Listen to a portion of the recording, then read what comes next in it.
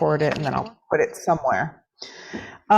Cool. So those of you who know me, I'm Grace. I've been in the cryptocurrency, those who don't know me, most of you, half and half. I'm Grace. I've been working in the cryptocurrency industry for about 5 years now, which is like a century in crypto time. And I've worked with hundreds of projects, and I have been noticing how none of the economic systems that have been proposed have really done much. And I've been looking at alternative monetary systems, et cetera. I even have an MBA from a fancy place. And the more, and I got into this because I'm very interested in democracy. And the more I looked into this democracy thing, I noticed that there's this thing that's the circulatory system of the body that we live in, and it's money. And I do prefer people to have their faces here. It won't be just a lecture, it'll be interactive as well. So I do prefer for people to be friendlier if they can, and I understand if they can't. So I got really interested in this money thing. And I had to unlearn all the stuff that I knew because I have a fancy MBA. And I grew up in the 80s. And, you know, I had all these ideas that they sound really good on paper.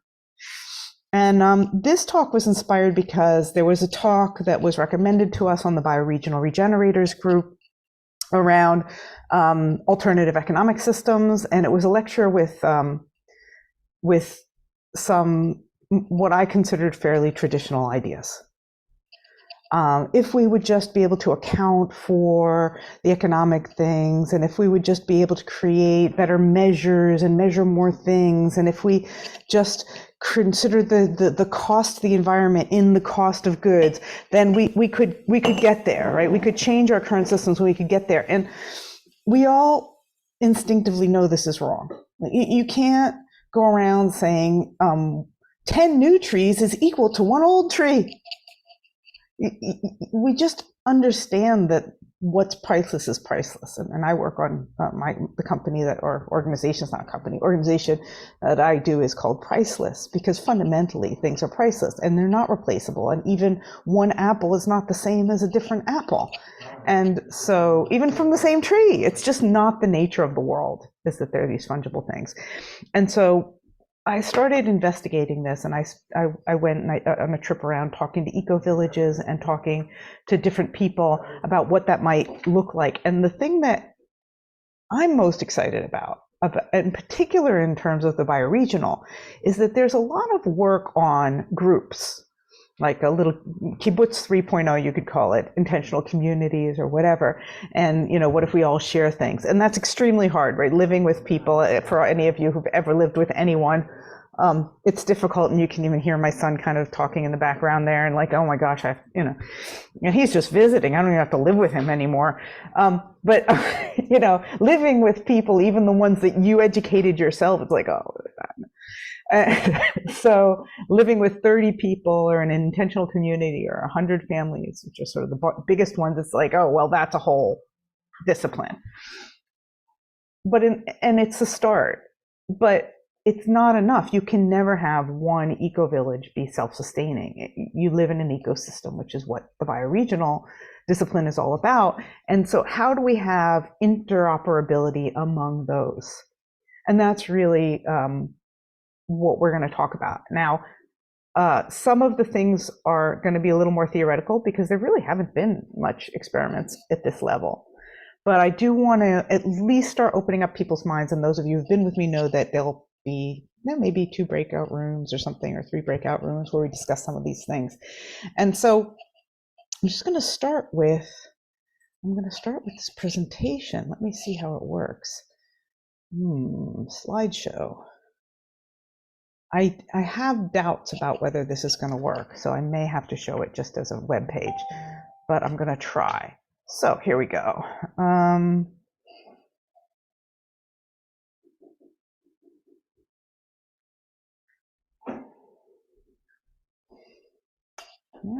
It's not going to work.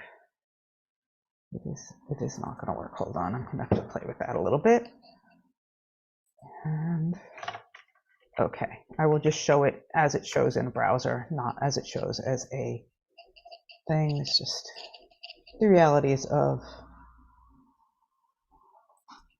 the realities of Zoom and Linux. All right, cool. So why am I having this right now? Now, this is, the thing is, speaking, hold on just a second, Tavel. Sorry, I didn't really need the drumming in the background. So the thing is that we live in a monetary system, and we're told that the alternatives are capitalism and socialism. But for most of human existence, we haven't lived in monetary systems. And capitalism and socialism are really, really new words, like a couple hundred years old, like very new ideas. And most societies, like this one, don't really use money. And you can see everybody's got sort of the same clothes. Maybe the hats probably have more status attached to them than actual, I bought a nicer hat kind of thing. It's like we all have the same one, except maybe somebody with a special hat because of status. And for these people have lived for thousands and thousands of years without really this idea of exchange. Like we all got the same clothes, we all wear the same things, maybe we have status. And in fact, if you even think about your life today, or just you're here right now getting some whatever, we're exchanging some information, most of what you do, most of your interactions, most of the value you have in your life is not exchanged. It's not out of money. It's not in this very distilled form or whatever money is. And the reason that we can talk about this, and the thing is, you'll talk about like some tribe like this and how everybody's, they take care of each other. And there used to be something called, in English, we would call it the village idiot. And, there's a village idiot, and it didn't mean he starved, right? That was somebody that we would call on the spectrum today, or whatever the proper PC term is. And he was taken care of by society. You didn't have a homeless person on the street it was none of your business. In fact, many languages, it's very difficult to say the term, it's none of your business. Because everybody's well-being was everybody's well-being. And then you hear this thing like, people will say to you, well, that's all good and fine, but that doesn't scale. And people say that doesn't scale. Like you can just say that doesn't scale and it makes it true. But last week, somebody asked me to like make a dummy budget up for a conference. And I went to this website and I said to it, can you make me up a budget for a conference in Prague? And then it spit something out, and I said, that's pretty good, but we're going to have sponsors. And they said, they spit something out. I said, yeah, and we're going to have giveaways, and it spit something out. And like this website called ChatGPT, you may have heard of it, spit out like a full budget, like 4 iterations, and talked to me about it. And then this week, a friend of mine wanted to make an application form for some, like whatever, cover letter for something. And we used this exact same website. It wasn't like some other website just designed for that. The exact same website. And we said, could you help us write a cover letter for acceptance to this thing? And we did 6 iterations. We went back and forth. And of course, it's not perfect. But like, you can't tell me that we're capable of that, and we're not capable of creating software that will manage, just like, don't let people die of starvation. So this, like, it can't scale. That whenever anybody tells me these sharing economies, they just can't scale, it's so stupid. It's like this thing people say, it comes out of their mouth as if it's true, because of course it can scale.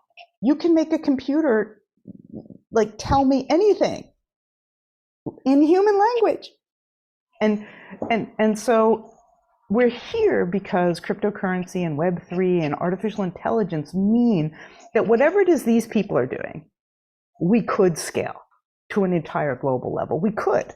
Now, what is it, and all of the complexities of that, and these people live in harmony with the land, and they're playing music here to the mountains or to the coca leaves or whatever they're doing there, right? Like, I don't know about their tradition, but they have a lot of traditions and rituals that have been used over time, and indigenous wisdom and whatever, that can be scaled. And of course it's not, you can't scale everything, and you do have to have sensitivity to your bioregion. But that excuse that we need money because we can't scale is why we're having this conversation today, because I believe that all the technology is in place to do a substitute for money. So I guess I'm just going to pause for a moment and ask if there are any questions, comments, like, before I kind of launch into the next part. So that was just to provide a context of, like, I believe that we can implement this stuff. And that's why it's a useful conversation. People coming in. Okay, cool.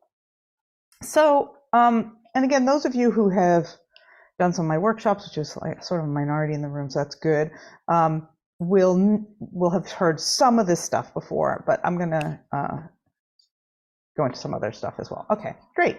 So then, okay, well, what is money? And here are some definitions of money. The conventional one is it's a store and exchange of value. But if you think, well, what do I value, just for a moment, like, what do I value? You'll notice that money doesn't measure very many of those things. I value air, I value clean water. That's just on the physical realm. I value my relationships, I value freedom, I value whatever it is, right? Now, money could get you food, which I definitely value, and shelter, which I value. But if most of the things on your list are not really value, so I consider this a kind of when people tell you it's an exchange of value or a store of value, they're masking what it really is. Again, it's something people say, it comes out of their mouth as an automatic answer, but it doesn't really mean much. So Arthur Brock says it's a communication through symbols. So we have these symbols like little dollar signs and euro signs and things like that. And we use this symbol system to communicate to one another. And it's not even a measure because you can't run out of a measure. You can't say, oh, I have to stop building this building because I ran out of centimeters.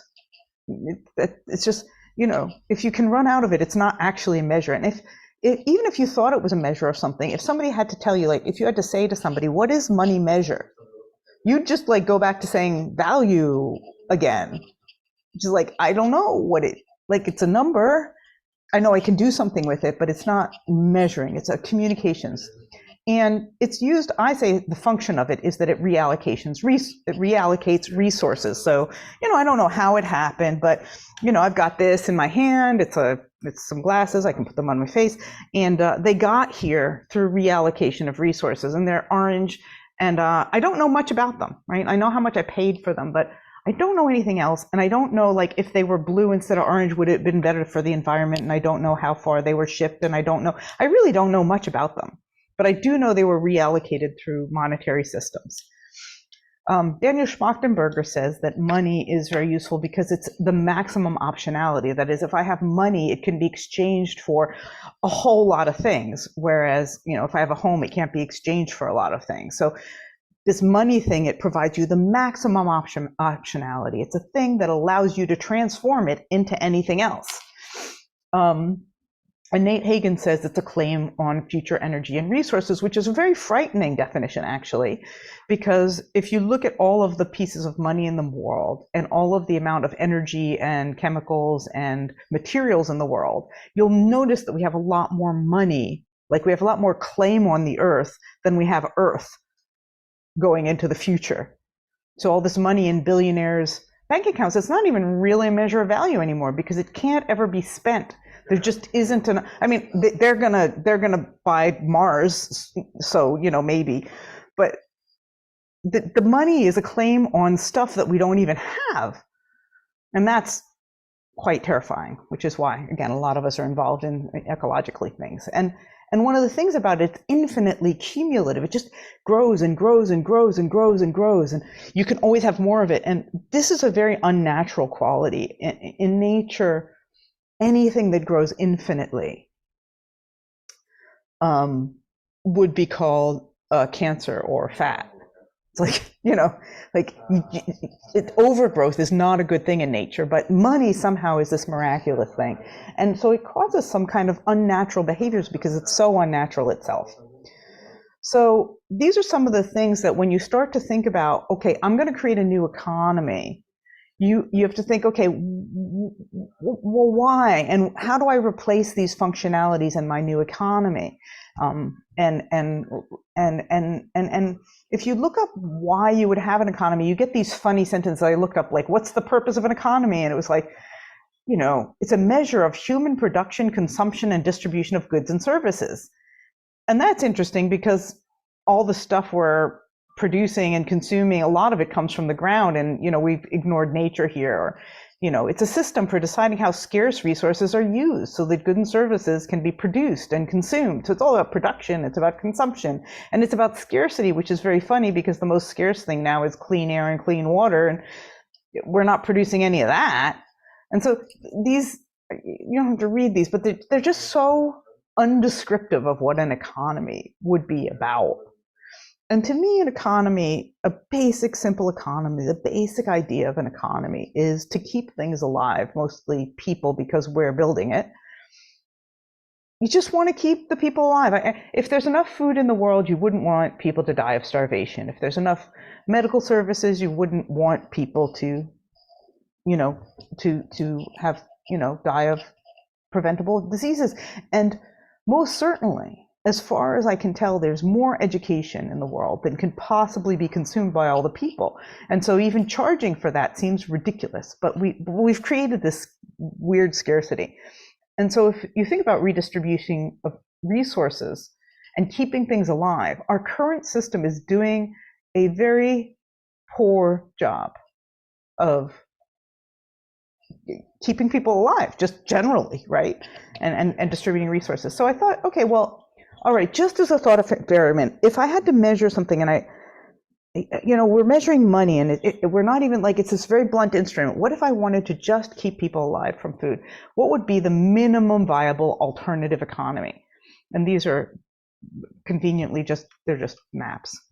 But, and I thought the minimum viable economy would be, where did somebody not have food on the table today? And how far would that has all of the food that they ate traveled? And this is conveniently, I found this like actually a picture of London, and then actually a picture pointing to England of how far their food was being traveled. And if instead of measuring GDP, you just measured the average distance traveled of your food, and again, you could do that in your neighborhood, you could do that in your town, you could do that in your county, in your country, and in your region.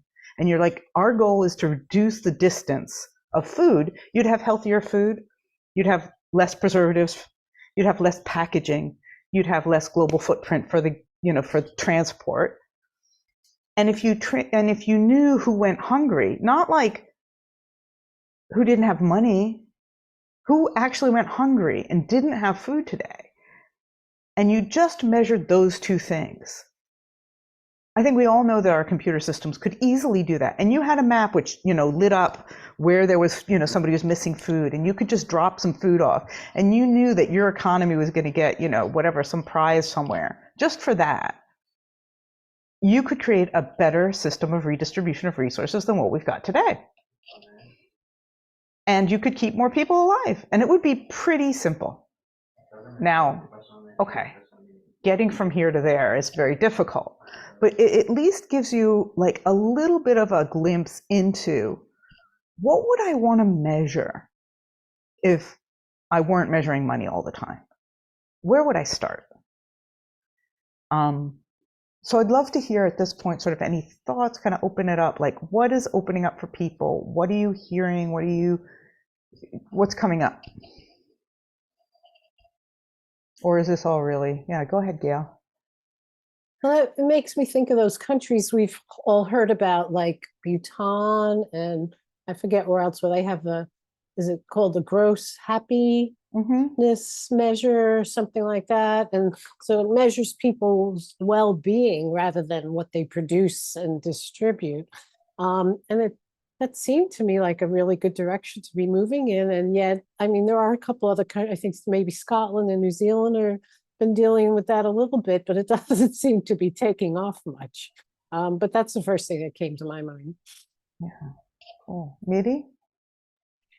Well, what came to my mind was just having recently listened to a podcast about John Rawls and his theory of justice and his attempt to turn thinking on its head after the war by saying we measure a nation not by its wealth, but by how well it cares for its most vulnerable people. And it seems to me that is what is at the heart of a healthy society. And it is not the goal of a very significant number of people in this world. And that is also a human reality. Not everybody cares about that. Thank you. Yeah. Preston. Yeah, I've seen money as a resource and governance structure for quite some time now. If you consider the two of the wealthiest nations in the world, both the UK. Preston froze. Sort of the industrialized world. Oh, just a second, I'm going to go back off the video. Okay.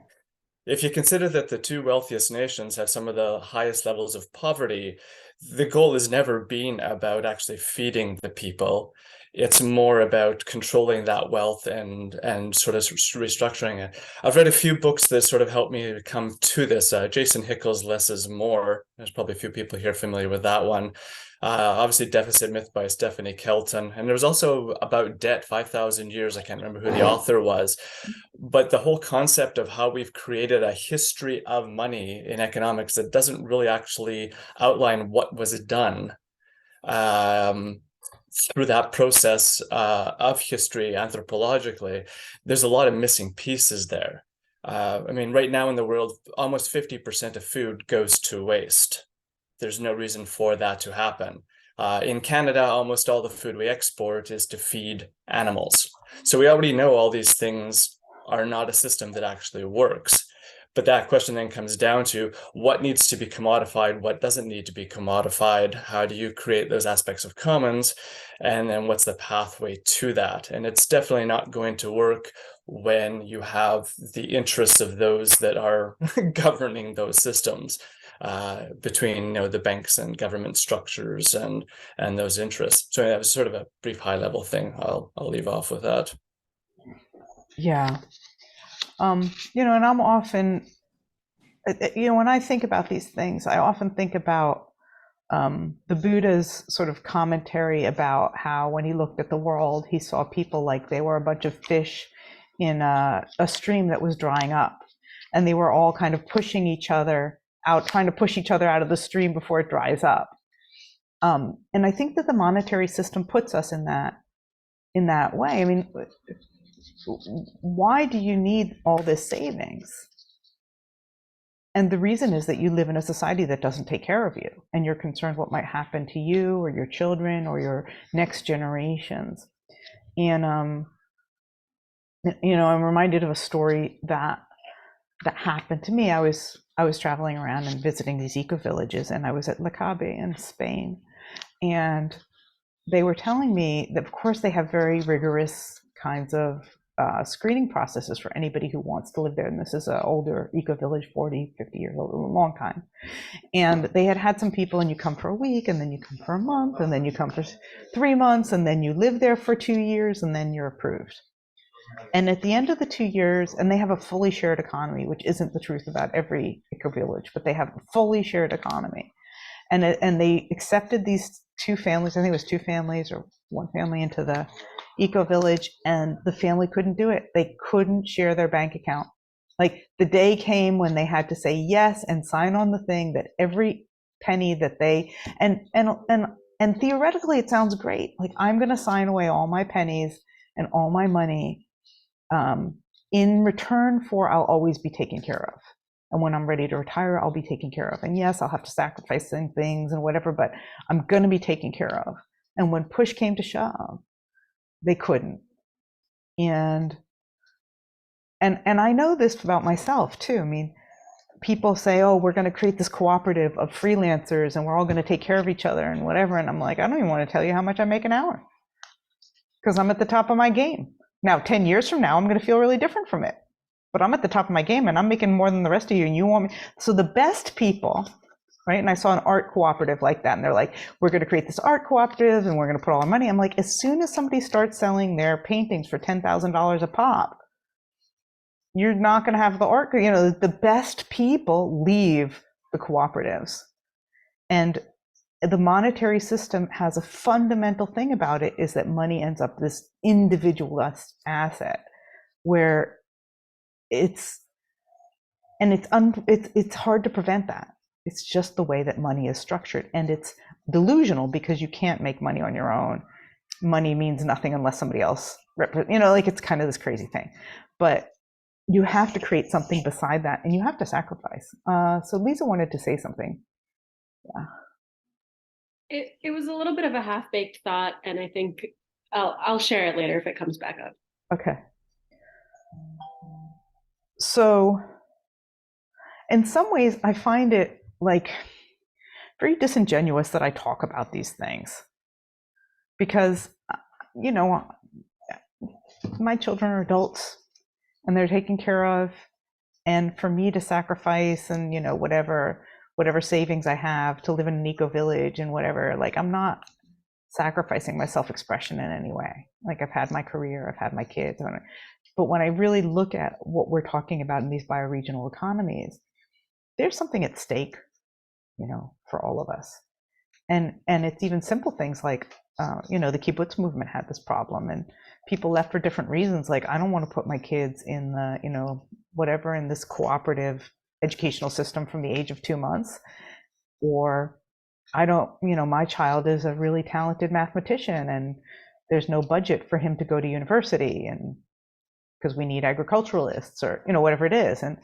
And it's very difficult to make those sacrifices in the current environment. Fortunately, unfortunately, I don't know how much we're going to be living in this environment for much longer. And so that's why these economic systems are important. Sean. Yeah, so something I've been thinking about a while in terms of metrics is like a very bottom-up approach where you actually track the individual level. So an individual person's ability to sort of progress through life and grow into their fullest potential. A model for this that I look to, I'm not sure if people are familiar with a book called The Gene Keys by Richard Rudd, but it's sort of it's like a modern take on the I Ching, so the Chinese 64 codes of life, kind of. And Richard interprets these keys through genetics from a genetic perspective, and proposes that there's this sort of like genetic activation that people can go through to realize their highest potentials. And there's 64 keys. So they start off like they're numbered. So there's like beauty, unity, innocence, forgiveness are the first 4. And there's like 64 of these. Like there's like universal love and epiphany and all sorts of stuff. But so I've been thinking for a long time, like if you could create a quantified, if you could quantify an individual person's ability to like progress through life and have connection and have fulfillment, and then if you could measure that at scale, which is kind of the complete opposite of like, say, a GDP, which is like the ultimate like top-down metric. Yeah. I think that the worship of the again, this is me, right? I think that the worship of the individual self-actualization is highly problematic for the survival of humans on the planet. Like, we are group creatures, and this idea that individuals need to self-actualize is really problematic, and or get to the maximum. I think we do need to be actualized. I think we do need to have certain growth trajectories and potentials. But I don't think there's something sacred about maximizing that. And I do think there's something sacred about belonging to groups, which we've forgotten how to do. So, again, and this is just my personal perspective on that. And one of the things that I think has really fallen apart, and it happens in the intentional villages and the kibbutz movement and in religions and everywhere you look, whenever a community is trying to increase the wealth of its community, is that one of the things, the first thing that happens is that as soon as they can, the young people leave in order to self-actualize. And this creates a problem of the next generation. And that's a really important problem we have not solved in any of these groups and communities. And I think it's essential, because every eco-village I've been to, it's got this problem. It's getting older, and every synagogue I've been to or church, it's just getting older. We can't get the younger generation to self-actualize. And I think that is an important thing to do in the group without going off And yeah, and so I think that this is an important fundamental of any economy, is that young people will have challenges and interesting things and ways that they can feel important, and all of that has to be part of whatever regional economies we're doing. And I don't know how to measure that. Yeah, Midi. Well, I think you put your finger on something really, really important, Grace, and I want to link it with what Sean said and my recent experience.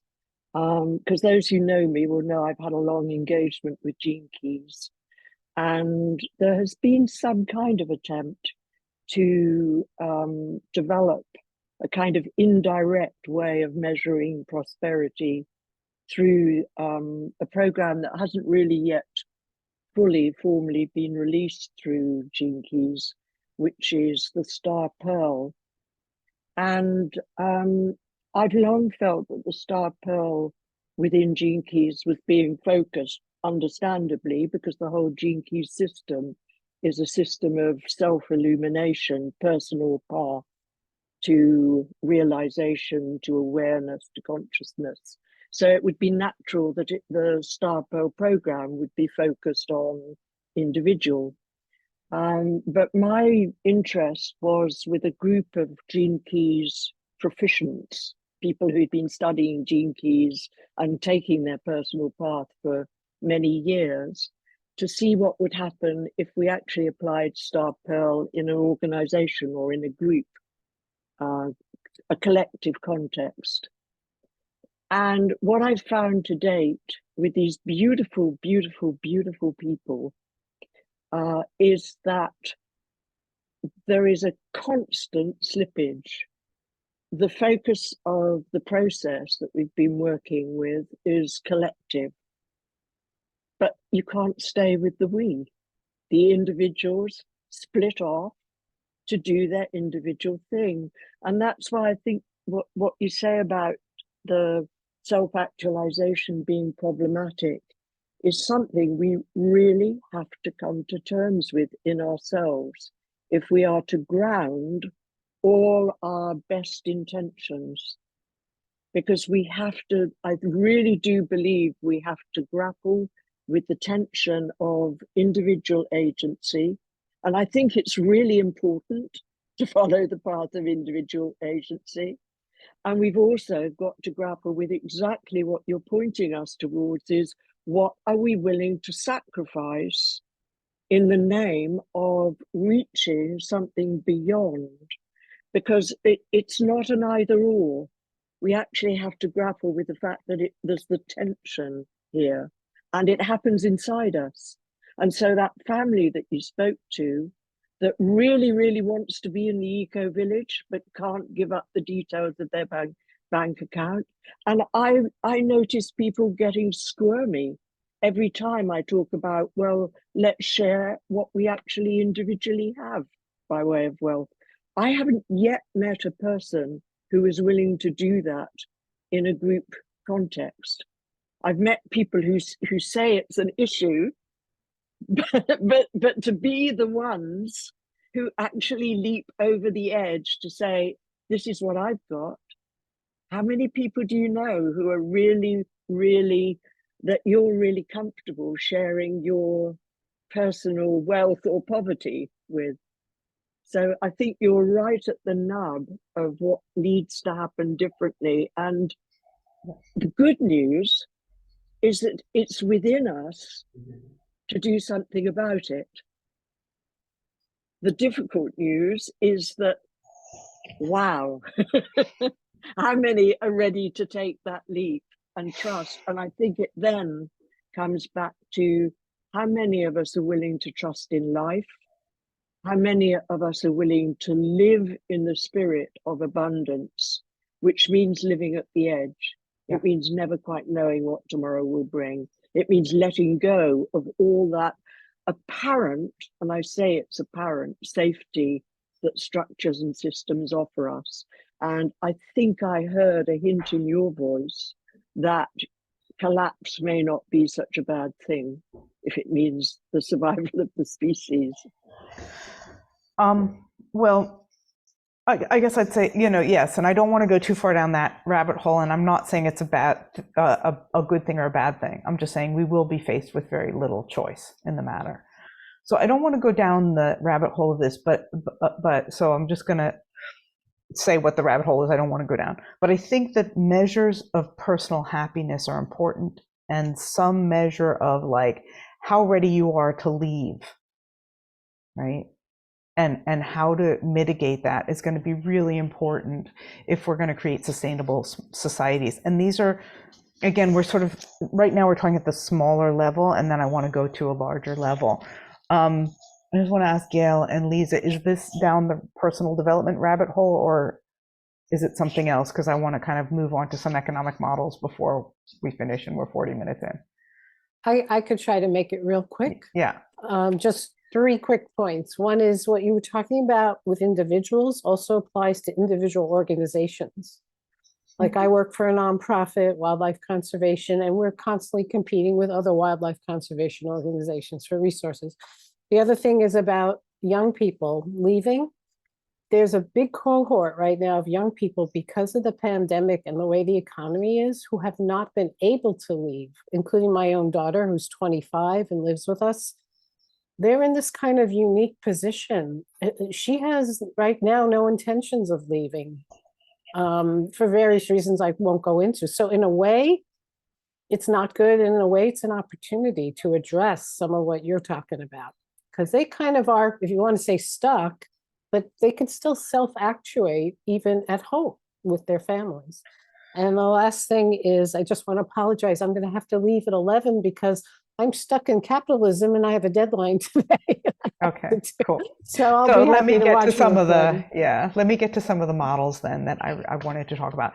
So just again, this is a very small scale model, but it's very interesting how it works, and it's one that I know is working. So I'm gonna show it. I'm just going to show a couple of models, and then maybe we'll do a little bit more discussion. But okay, this is. I'll start with, okay, I'm going to show a couple of things. Okay, so this is a journal, Moneyless Economies and Non-Hierarchical Change in Mexico. And this is a very small scale experiment. But basically, it's a bunch of women who started exchanging, and they're using a symbol system for that, which is, they have tokens, but it's one. Everything, the price of everything, I can send you the link, and maybe Preston can also write the books in the chat that he had mentioned. I'll send the link to this. But the idea is whatever you've got to trade, you can trade it for one. It could be an English lesson, it could be a book, it could be a whole shelf of books, but it's always worth one. It could be an old PlayStation you're not using anymore, it could be some clothes you don't need, but whatever you change in this system, whatever you sell, you always sell it for one token. And so, and they talk in this article about how they had to like reconstruct their idea that whatever you've got, you can exchange it, or, and it could be training, it could be a service, it could be babysitting, anything, but it's always worth one. And the amount of wealth that started creating in this informal, it was women's economy, because everybody had something. And the idea of getting rich wasn't important, because it's just, as long as I'm exchanging something I've got, I can get something back, and we can just trade. And so that was an interesting step. And they talk in this article about how sort of retraining their minds not to think, wait, but I paid this much for I don't need it anymore. My baby doesn't need a baby carriage anymore. I don't need it. It's worth one. That's just how it is. And reducing waste and creating circular economy, and really a whole different system which doesn't consider how much does the economy think it's worth. And again, those of you who've done my workshops know that I have a pay what you think is fine, like pay whatever feels right to you. And people are like, well, what is it worth? And it's like, well, that's kind of a ridiculous question. What do you mean? Like, I learned as much as you did, It's just these prices. Here's another model that we've been talking about in Kenya with one of the priceless women, and we haven't implemented it yet. But we recognize that there's a need for educating young people. There's a need, there's plenty of food, but there aren't refrigerators. And so the food goes bad. So we thought, what if we, we're looking to raise money for this, what if we took space and we created a packaging factory? Maybe it's drying or smoking things, something that would allow for packaging things in a way that didn't use plastics and metal and things they don't have, but preserving them, jams or jellies, whatever it would be, and teaching each other how to do that. And then you'd work at the community center where you're packaging thing, and you would have just a in good standing rating. And we'd also have a learning center software. We're in a learning center there where young people are learning software programming skills, and they'd create the software that would allow you to show your badge that you're in good standing. So that, and as long as they were doing their studies, they would get a badge of in good standing. And a mother with 6 children, her good standing badge would be a different number of hours than a mother with just 1 child. And so that you would have these badges that were in good standing, that were, maybe it was a minimum requirement, or maybe the group would decide that, or whatever it was. And as long as you were in good standing, you would get your allocation of the preserved food. And in the same way, the farm would send food that it couldn't sell immediately and get back a certain amount of preserves that it could sell. And so that you'd have this economy of food production and food preservation, so that the food wouldn't go to waste, so that people would have at least some basic needs. And then this would create an economy where the only measure is in good standing. You're either in good standing or not in good standing. And it would honor sort of everybody in the ecosystem. So this is another kind of just measuring one thing. It's like you're in good standing, or everything's worth 1. So simplifying things down so they don't require a lot of different measures. So, and then this is the one that I've been working on, which is, okay, this is really what we want, is a bioregional economy here. We really want something that's gonna connect all these. So as we're doing our work in our bioregions, is okay, I've identified this cooperative that is an energy cooperative, renewable energy cooperative. And I've identified this eco-village, and I've identified this shop in town, which is using a renewable economy, and I've identified whatever it is, a whole bunch of different projects in this hackerspace and this recycling center. Now we need to create that mycelium network among them, because what happens is in those regions, all of those organizations are interacting with money, which means they're in the system, and there's always not enough money because the system isn't honoring regenerative work. So this kind of, I've been thinking about, like, what is the network that is a non-monetary network? And specifically, I kind of look at it this way, which is, okay, in the network I belong to today, in the modern capitalist, or whatever you want to call it, nation state, I need these 2 things. I need a passport and a Visa card. And then I can go anywhere and I can pay for anything. And what would the equivalent kind of identity document, and again, it could be in good standing, reputation document or payment document or IOU document, something like that. What would that look like? And I started thinking about a reputation economy. And so here's a dude, and he belongs to multiple different communities. He's got his village community, a sports community, a professional community, maybe a sewing circle and a parent group. And the check mark means he's currently a member or he's in good standing. And then maybe he has a number that rates him. The local community just says in good standing. He doesn't have any rating here, but it just says he is a good standing member of our local community. And the sports community gave him a 9.5, and the professional guild gave him whatever. And so he walks around with this rating system in his hands. And it's not like a social credit score that comes from the government. It's every community that you belong to could give you this kind of a rating. And so you'd have multiple ratings. And if you had a falling out with somebody, which happens to all of us at some point in our life, you'd still have these other places that had rated you for whatever it is.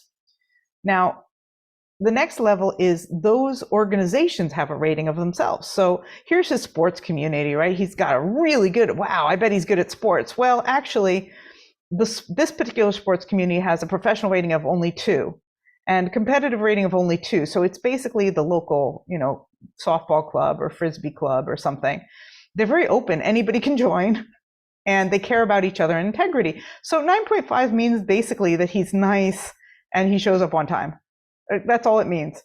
Whereas his professional guild, they're high quality 9. They're not super fast. They're high quality. They're very reliable 10, inclusive 0, which means you only get in if you're the best. And they have very high level of integrity. So this 8.1 from his professional guild is a lot more valuable than the 9.5 from his sports guild, because he belongs to a very high quality professional guild, and he belongs to a very inclusive sports club. And so you would have these kinds of ratings upon ratings, and the self-sovereign identity, verifiable credentials community is creating the technology where this could be done, and where by holding this kind of identity card, you would have control of who gets to see what. It might say, like if I said, okay, I'm thinking about hiring you, show me your credentials, it might say, here are all of my professional credentials and none of my personal credentials, or here are 80% of my professional credentials. And I would have to say, well, why is he hiding 20%? You know, I'd have to make that judgment, but I would at least know that he sent me 80% of his credentials, something like that. And so you can actually technologically create the system as an individual. And you can create that system as communities. And in a community-to-community thing, that might be the only thing you cared about. And when I did research with eco-villages, that's more or less what they said. They said, look, this is sort of a mock-up of how I was thinking about this. When I did the research, they said, look, again, I was at Lacapi, and they said, look, we've got a kindergarten. With that eco-village nearby, they can send our kids to the kindergarten. We don't charge them. They don't charge us. We kind of keep a record of it in our heads. We have emails and like a little spreadsheet or something, which was, you know, like not a really great way to run your economy. But, and that's fine. But with that village over there, they're not an eco-village. They don't have a shared economy. They're just a bunch of people who are kind of squatters who are, you know, moving into some old buildings, and their families are the same age. They can pay for the kindergarten. We're happy to have them, but they can pay money for it. But our neighbors who they're eco-villages as well, and they're a new eco-village. They're not as established as us. We just give them stuff for free. You know, they need the help. And so that's the kind of reputation system that we're thinking about creating, which is, okay, how do you create a system which recognizes fairness? You know, they're always good to us, and so we want to be good to them, and recognizes the values of the community. And for me, the start is at the community level rather than the individual level. Like, that community has a shared economy. And part of that also is a protective mechanism. That is, when I show up and I'm a representative of a company, I behave differently than if I'm an individual, right? Like if my mom sends me somewhere and she's like, you can stay with my friend, I'm like, okay, now I know my mom's reputation is on the line, right? So these community to community interactions rather than individual to individual interactions are what interest at least me on the regional level. And I think that as we talk about these bioregional interactions, we could be speaking about something like, okay, well, we've got a solar energy plant, and they share freely with the eco-villages, and the eco-villages freely give them enough money or enough food, not money, no money interchange, and we just take care of each other. And if there's excess food, then maybe we put that in a shared pot. Or and we look at the money system. To me, when you're using money, you're a part of the default system. So we look at trying to reduce the amount of money we use. So the idea would be, wow, we spent a lot of money on plumbing.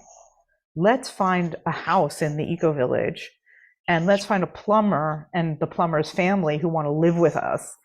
And then we can reduce our use of money and put them as part of an eco-village, right? Or let's find the plumbers collective or the house repairs collective or the biological restoration collective and use them and provide them our services. And so how can you create this reputational system on a regional level where we all know each other by our whatever wallet that our community holds? So I don't even have to know you necessarily. And the other thing about this type of a system is that anybody can gain reputation. Money is something you can only gain once you've kind of plugged into the money system, but reputation you can get by just inviting somebody over for tea. Like, well, they invited us over for tea, their house was clean, they didn't use single-use plastics, you know, it's something, right? You know something about it. They were at least nice to us or whatever it is.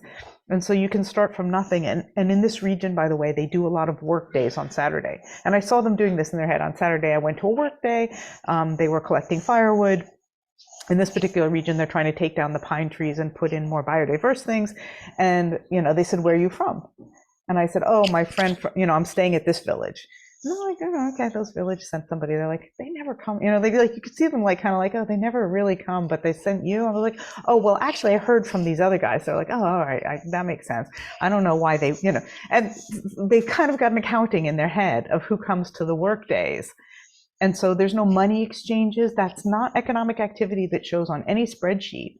But you go there in the morning. It's really nice. You go there in the morning and you work out, and then at lunch, everybody has a big lunch, and then they show you their village, and they're like, oh, here's the, you know, these are the natural materials, and this is where our water source is, and here's the compostable toilet, and you know, this part. And then you go back for the afternoon, and the evening, everybody sits around, plays guitar. You know, it's really nice, and it's considered not economic activity by our current system because nothing gets measured. But they know, and they have accounts in their heads of who came. And so if you could start to put those accounts out of your head into a system like that, somebody from far away, somebody who's producing, I don't know, some raw material that you needed that isn't from your region would be able to have an exchange in a way that didn't necessarily need money, because you would be able to record, okay, yeah, these guys are in good standing, and you could pay it forward instead of having to worry about that they were going to give back to us, because we know, look, we looked at them like, look, they're very generous, their neighborhood, whatever, something like that. So those are some systems I've been thinking about, and I'm going to pause here again for people to sort of say what's coming up in terms of, okay, what would alternative economies? Mitty's going to speak again. All right, great. I would love to invite you to join with us in Earth Regenerators, Grace, to create such a system. I think it's really timely. We've just in the Vivero group taken a decision that within Vivero, non-financial contributors to ER should have the same rights and opportunities as financial contributors. And it feels to me that this is a perfect moment, because we're grappling with the question, how do you recognize non-financial contribution when you see it? So I'd love us to actually create a working group around this and really seriously progress something in Earth Regenerators. And because there are increasing links between the Edgewalker community on Hilo and Earth Regenerators, I think there's a wonderful potential opportunity to look at this at a community level. Yeah, and the Earth Regenerators are community level, and you know, this is sort of why I joined that group. And absolutely, I mean, obviously some funding is needed to make this into an electronic system, but I do have a game.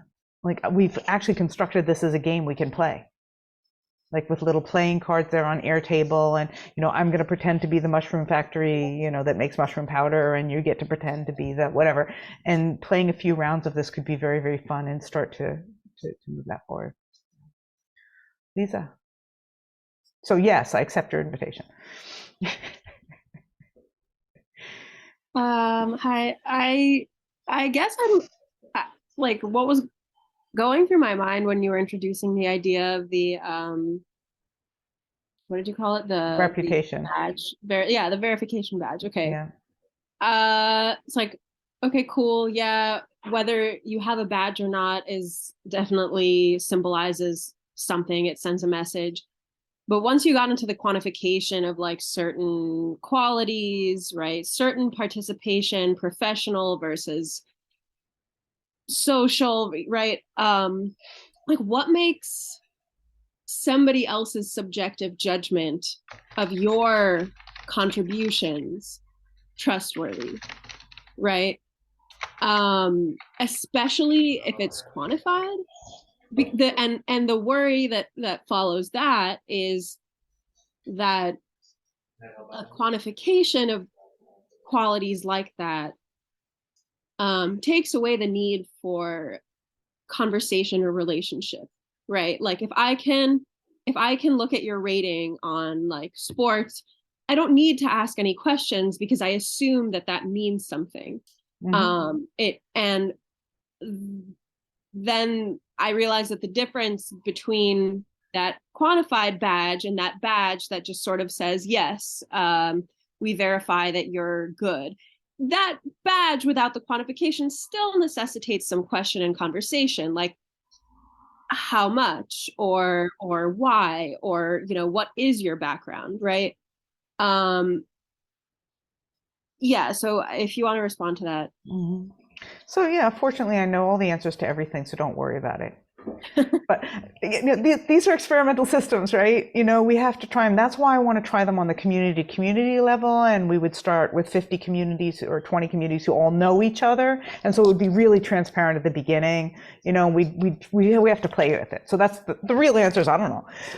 But I do look at this as we do that today. And one of the things that we're seeing today in the world of self-sovereign identity is something called verifiable credentials. And so if you, and your driver's license and your passport are verifiable credentials. It's like a physical thing. There's an authority that gives them out, and we know who that authority is. And, like there's like VeriSign and things that, brand names, we recognize those as, oh, if it has this brand, it means that, right?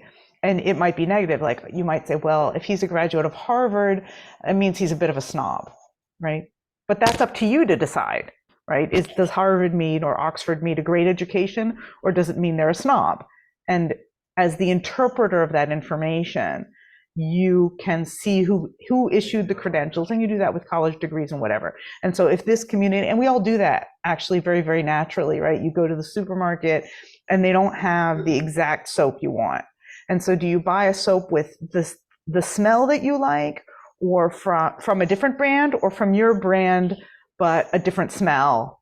Or you don't know any of the brands, but it's got to be organic, right? And you do the certified organic, like we do it very naturally, and we do it layered also. It's like, okay, well, Grace, like I've met her on this mailing list, so she's probably okay.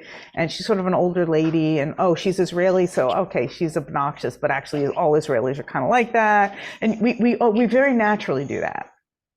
And so my personal bias when I plan systems is not to try to change how we naturally do things. I'm not trying to modify behavior. I'm not trying to eliminate bias. I assume that humans evolved with bias for a reason. And I certainly assume that I am not the arbiter of what's better. And so I want to create systems that would represent that, and you get to decide who you want to trust. Do you want to trust a university degree, or do you trust a degree from the Permaculture Institute? So I want that to evolve, and I do know that at the beginning we have to do it super transparent among people who know each other before we can create those systems where it's like, okay, I only show you, and just to add on to that, if we look at how they're doing it today in the verifiable credential, I know this is like a very terminology thing, but the tech field, the way that they're doing it is they're saying, we're started with trusted authorities. We're starting with the governments and the big corporations who we know we can trust.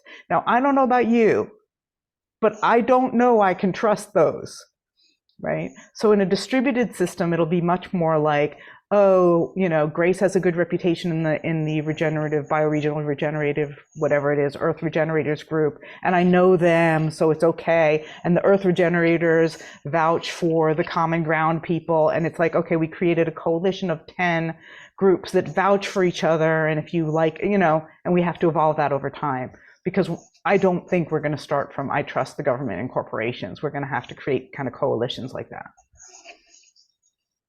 Make sense? Yeah, it's fair. I just I guess it's the same instinct that says here I have this grapefruit, it's worth 5, right? 5, arbitrary 5. Like what makes this fundamentally different, where here's Lisa, my trust is worth 5. Right? It's the same sort of like ick factor. And I don't know, it raises the same question from me personally, I guess, where it's like, why quantify? Like, why go down that road? Mm-hmm. I certainly understand the sort of like transferable benefits, right? Of a store of value, of an arbitrary store of value. But how structurally or fundamentally is that different from grapefruit 5, right? Mm-hmm. Well, there's a couple of things, right?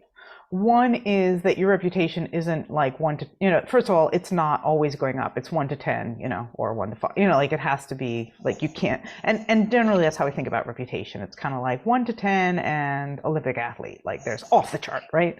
Like everybody's kind of 1 to 10, and then there's some people who are like, oh, wow, that off the chart, right? And so you can't accumulate it. And it changes over time, like it's always evolving, because, whatever, your reputation goes up and down, there have to be ways to have reparations.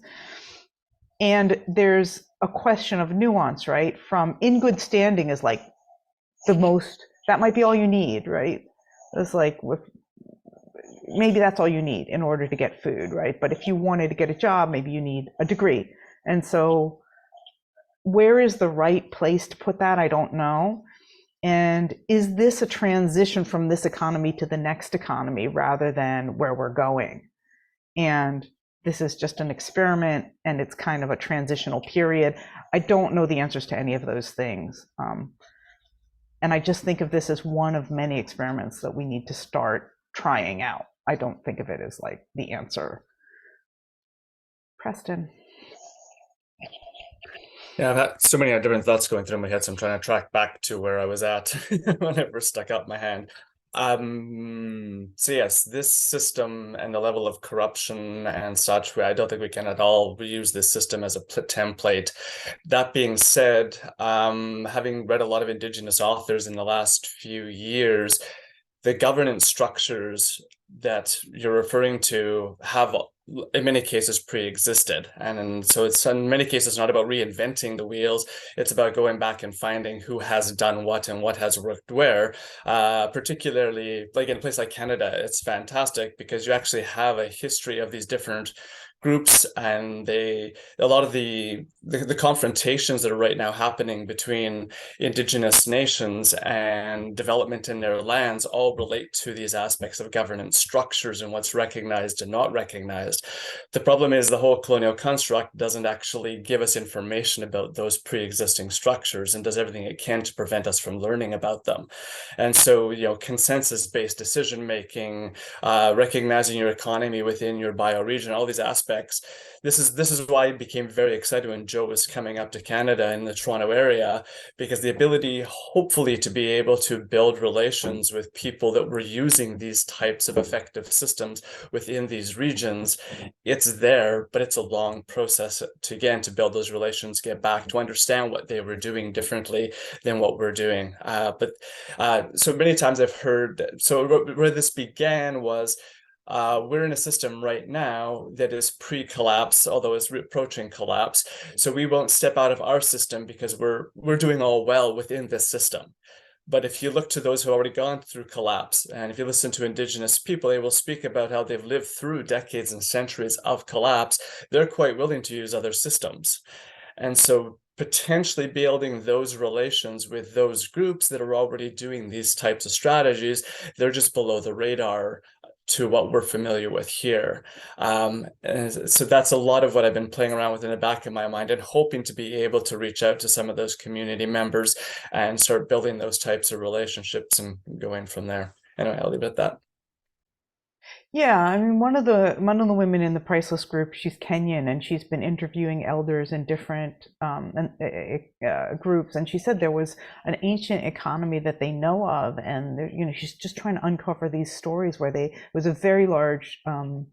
They had large cities and stuff like that, and they never used money, and she's trying to uncover the information about that. And I agree that we do want to revive some of these systems, and all of it can be scaled and digitized. And like I said, that goes back to my first slide. We can scale these things because we do have the technology now, and we do have the knowledge, and it's going to be different in different regions and all of that. And the other, and it's going to need to be modified as well. I mean, I'm a Jew, so I have, we have a very clear canon with 613 laws, which are 4,000 or 5,000 years old, and not super old, but old. And we have 1,000-year-old commentary on those books, and et cetera, et cetera. And some of those things are very relevant, and some of those things are like, oh, well, that that's not going to work in modern times. And so I think that these are really important iterative and collaborative ways that we can, again, use these technologies together and use this ancient wisdom. I think that's, there's hundreds of those experiments we could do if we uncover that stuff. Yeah. MIDI. I love what you say about maybe we're in transition. Maybe it's an experiment. It's like, if we don't do this, what do? We continue to stay with money. So to me, it's a no-brainer that we need to try. And I love what Preston says about length of time and so on. And at the same time, I know that systems can change overnight when the correct moment arrives, when the moment for change happens. And it's somewhat mysterious because we can't control it. We don't know when it'll happen. But it's typically as a result of 101 failed experiments or only partially successful experiments. So it's like, let's get going. It's my feeling about all of this. Yeah. And as you try them, it's really interesting. I mean, as we were playing these games of like, what would that look like? We found out some really funny things. Like, for example, the punishment for incompetence is extra help. That turns out to be the case. Like, there was one like packaging factory, somebody was pretending to be the packaging factory. And they weren't really professional, and they kind of didn't have their accounts in order, and they were going to go under, but everybody in the region recognized that, oh wow, these guys are going to go under and we need them to package our food for the winters, and like they sent them a free accountant once a week, and they, so that the punishment for incompetence was help in these systems. And so as you play the game, you start to speculate about, and then we spent a couple of days just talking about what is fairness, because you want to know who's kind of playing the game in a fair way. That was more important to people than a lot of things. And of course, that's subjective. Like, are they kind of like being free riders, or are they just having a hard time? And what's the deal with them? And, how do we know that? And it's also, fair trade isn't fair trade, right? Like, I'm doing this for free, and my reward so far has been I've been invited to do more free work. And I feel like that's fair. Like, I feel like, wow, that's great. I was recognized for my, wisdom or whatever it is. Like, I don't feel like, oh, that's uncool. But sometimes you feel like, even if you got the right price and, I traded them and they gave me money, sometimes you're like, oh, that feels uncool. So what feels cool and uncool, and what's fair and unfair? You could spend days just doing that. And so you have to play these games and kind of figure out that. And then who's going to try and game the system, and how do you deal with those guys who are jerks? Do you throw them out? Do you give them a warning? Do you retrain them? Do you, these are very difficult questions that we don't know the answers to yet. And,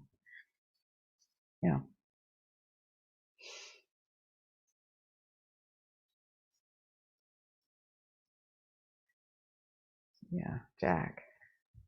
Hey, I was wondering, Grace, if you experimented with the reputation economy model in different communities on and off chain, and whether and if you could speak to some of the differences between those, if you have.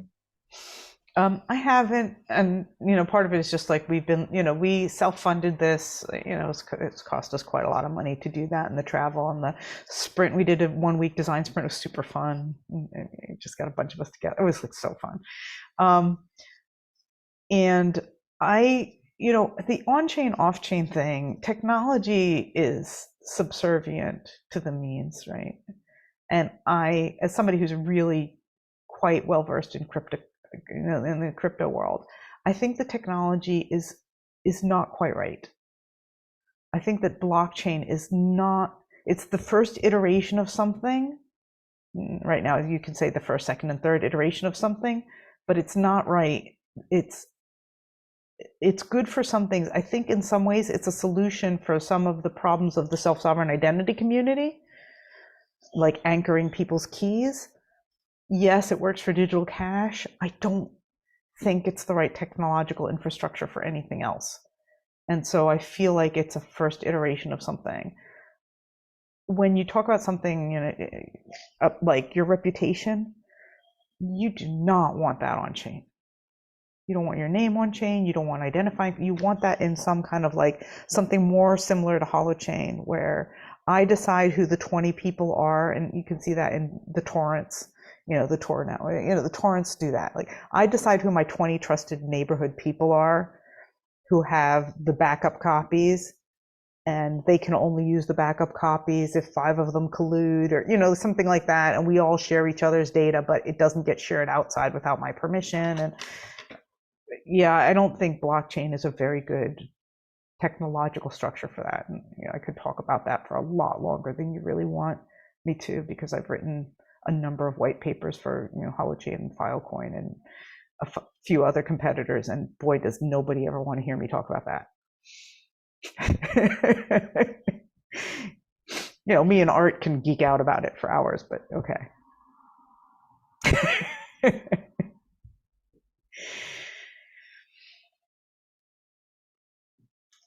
So I guess have people had experience with different types of economies and other things? Midi's going to say something too, but I kind of want to open that up. Yeah, go ahead. Well, I can speak to that.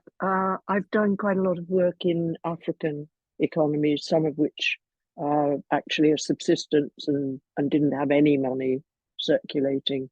They were pure subsistence. For me, the big differential is that those are communities where your community identity was all enveloping, and your individuality developed within this bath, so that the community links, even in a country like Rwanda post-genocide, they killed 2/3 of the people over 18 and adults, and only had basically widows and kids under 18. And yet they still hadn't killed the gene that said, my identity is first of all to my community. So I think recognizing that there is difference, and what Preston was speaking about the individuality, it's really interesting to think of you as an Israeli, and what that speaks to within you, Grace, and what your drive is, and how there is an identity that is very, very strong. I speak that as a non-Jew married to a Jew. So I'm losing my thread, but I really want to recognize that there seems to be something very important between the difference of holochain or holonics and blockchain. And it's like they inhabit different worlds. And I see those same worlds being replicated in the capitalist, the modernity world, and indigenous world. And so there's some question in me about can blockchain, because it seems to me that the Holo movement has to have you comfortable with the idea that you scale up like a Russian doll. You're within a ever bigger holon, and it's almost as if blockchain is, I've got to be independent of that. I've got to stand outside it. So given that you've spent a lot of time in that, I'd love it if you could speak to anything around that difference. Yeah, so blockchain has this idea. I mean, the first time I heard Art actually speak, it was interesting. I mean, I'd heard a lot about holochain, and one of the best the first thing I want to say about both of these technologies, I don't think either of them work. Holochain is too far from working for me to really have, and knowing those people and having watched them over the years, I don't think they have the level of integrity to pull off the challenge. I just don't. They've put out a piece of hardware that kind of work, and they really good people, but I don't think they're going to pull it off. But those ideas are out in the world, and so I don't think you can undo that. And the way I heard it spoken about was something like, this is like language, right? We're speaking English, and so the blockchain is a database. And the first thing Art would say, he's like, I think you're all old enough to know that there is no truth. And so the idea of a database that is going to tell you the one world truth, it's just not a good idea. And it's not structurally sound. Like, there's going to be one database of everything, and it's always going to get bigger and bigger. And it's always going to be, have to be validated. And it's going to be more and more expensive to change the collective memory of everything. I mean, this is insane. It's just not the way it works.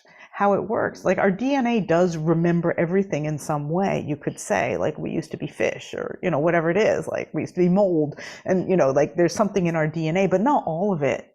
Like, not all of it came with us. And the same with language. So we're all speaking English. We're using a database called the English language.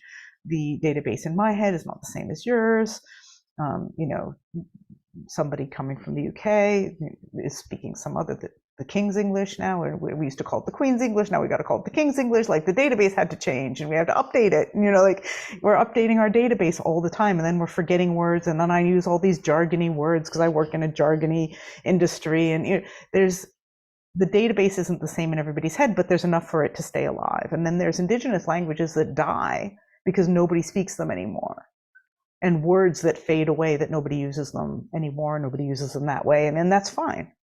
And that's how holochain is sort of more of a natural system, right? Things kind of, it's enough for everybody to hold enough data. I think the other thing that, so that structure of knowledge and local regional things are going to be really important, and low energy things are going to be really important, and things that you can cut off. You can cut off some people, and you can put them in an island with a bunch of convicts at the other end of the earth, and they speak some kind of weird English over there. But when we find them, we go over there, okay, whatever. They're like going, like, talking about Barbies and stuff like that. I don't know what the hell's going on over there, but we understand what they're saying, right? It's close enough to English. Like, we cut them off. They kept speaking English over there, and we can still kind of understand what they're saying, whatever. So something like that, right? Like, as our bioregional systems become more important, and as people do crazy things like blow up underwater pipelines or underwater communications networks, or floods happen or whatever, we're going to need systems that are low energy, that are going to be local, that can sustain us. And we may end up going back to even the system that I was talking about, right? It might end up being like, we have different names of people from different, and we have that, right? We have that kind of, those people are stingy and those people are whatever, like indigenous cultures know those guys, and the next people are more warlike, or they kind of keep that in their head and in their stories and in their folklore. And if you see a person with a blue face, it means this. And so we may end up going back to folklore and stories if things get really bad. Hopefully not. My belief is that we do need these systems that can be fractionalized and cut off, and keep the relevant memories, and through whatever system that might be.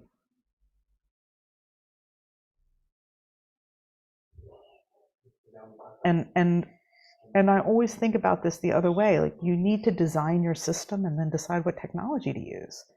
You don't do it the other way around.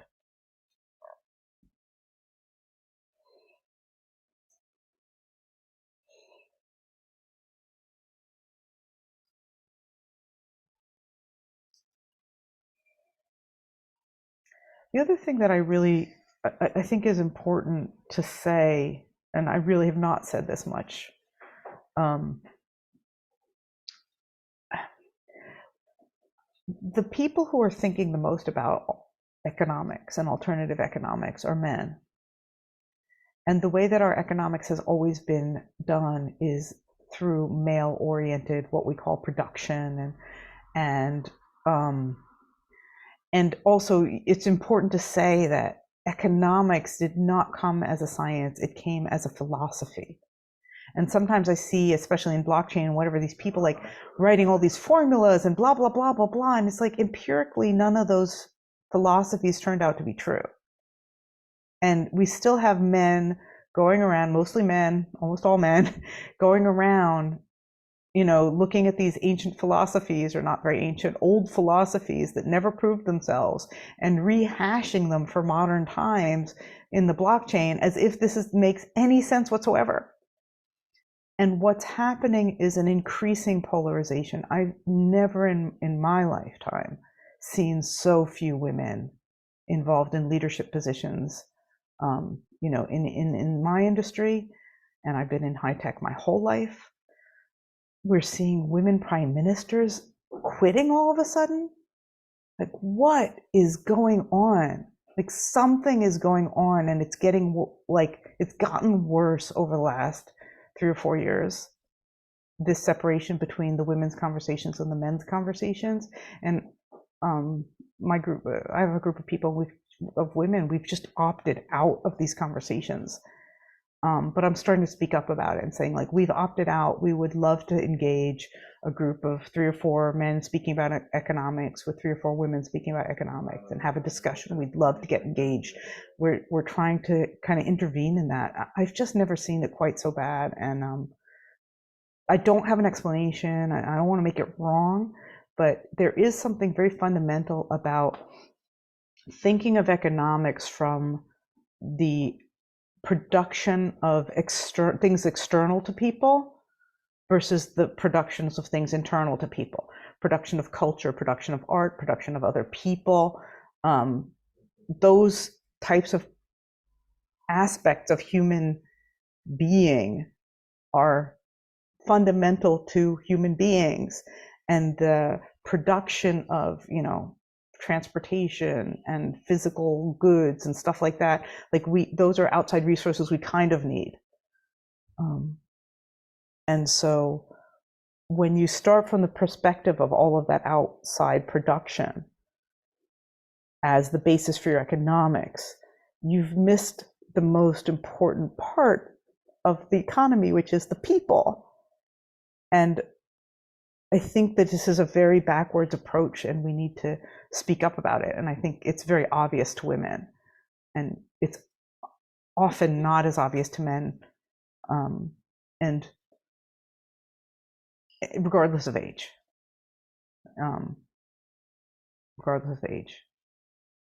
And it just needs to be done in collaboration, in some way. That has been really, really missing, and increasingly missing, and it's very frightening to me. And these are good men. These are not, they're not jerks. They're not trying, there's no attempt to exclude.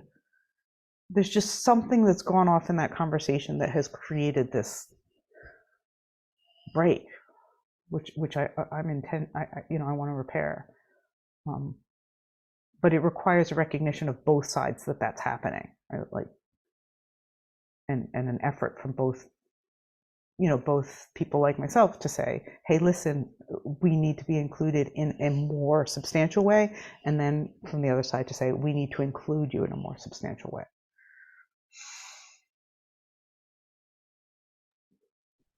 I think you're very courageous to raise this, Grace, in a room of mixed gender and relative strangers. And I think it's really important. And it's, I think it does help if we talk about yang and yin, because it enables us all to be able to recognize the yang in us and the yin in us. But it took the yang in you to be able to speak up and have the courage to do it. That was a masculine act from you. And part of the dilemma, I think, is that because typically so many of us still in society have been raised with a gender. I'm relatively lucky. I didn't know about gender until very late, because I had a father who never ever suggested that anything I showed a passion for was not appropriate for a girl to do. So I'm actually very right-brained, which I experience as yin, but I had this conditioning which said anything is possible. And I learned to survive in a very yang-oriented world, very, very yang-oriented, given the age I was born and the way my life took. So I think we have to find ways of recognizing, you know, the gender war has been perpetrated as much as physical war, and that is not recognized.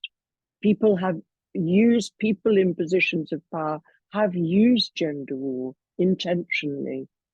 And it's recognizing this, that it isn't an accident, and making a choice and finding the others. You know, Preston and I have found each other because he may occupy a male body and I may occupy a female body, but we recognized, I think I can speak for Preston as well as myself, we recognized that there is common ground between us that is vital ground for us to build on.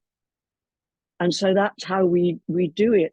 You know, we risk the difficult conversation. I'm so touched and moved by your willingness to go into this difficult territory and talk to one of the many elephants in the room. So thank you. This has been one of the most valuable and I think rich in potential conversations I've had since joining Earth Regenerators 3 years ago. Yeah, thank you. Wow, thank you. Wow. I think we should end on that.